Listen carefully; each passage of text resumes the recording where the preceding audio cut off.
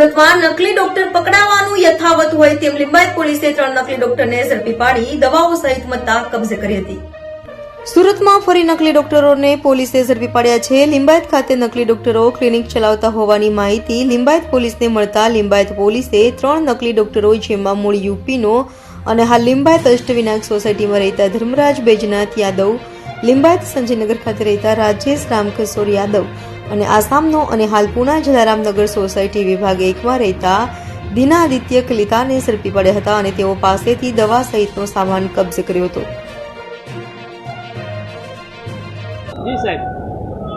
લિંબાયત પોલીસને ઇન્ફોર્મેશન મળી હતી કે લિંબાયત પોલીસ સ્ટેશન વિસ્તારમાં 3 લોકો કોઈપણ જાતની ઓથોરિટી ન હોવા છતાં ડૉક્ટર તરીકે પ્રેક્ટિસ કરે છે। પોલીસે આરોગ્ય વિભાગની ટીમને સાથે રાખી અને રેડ કરી હતી કે જેમાં 3 ડૉક્ટરો પકડાયા હતા। આ 3માં એકનું નામ રાજેશ યાદવ, એક ધર્મેન્દ્ર યાદવ અને એક દીના આદિત્ય કલિતા કરીને છે।